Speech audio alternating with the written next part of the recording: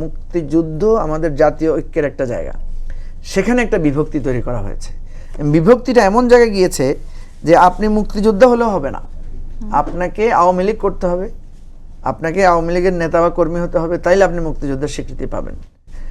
আবার আরেকটা জিনিস দেখেন, আমরা দেখেছি যে যখন আপনার রাজাকারের তালিকা করা হয়েছে মুক্তিযোদ্ধা মন্ত্রণালয়ের পক্ষ থেকে, সেখানে আমরা দেখলাম যে রাজাকারের তালিকায় আওয়ামী লীগের লোকদের নাম আছে, প্রচুর লোকের।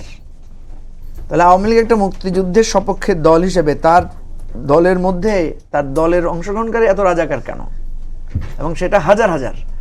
তো তাহলে দেখা যাচ্ছে যে আপনি মুক্তিযুদ্ধের সপক্ষের দল হলেও আপনি কিন্তু মুক্তিযুদ্ধের চেতনা বা মুক্তিযুদ্ধের অঙ্গীকার বা মুক্তিযোদ্ধাদের যে সম্মান, সেটাকে কিন্তু আপনি ভুলণ্ঠিত করেছেন। ফলে আপনি দেখেন, যেই মুক্তিযুদ্ধ বা মুক্তিযুদ্ধের প্রেরণা, মুক্তিযুদ্ধের অঙ্গীকার আমাদের একটা স্বপ্ন দেখাতো, আমাদেরকে ঐক্যবদ্ধ করতো, আমাদের মধ্যে একটা প্রাণচাঞ্চল্য বা উদ্দীপনা তৈরি করতো, সেটা কিন্তু একটা সময় গিয়ে মানুষের মাঝে খুব বেদনা তৈরি করেছে।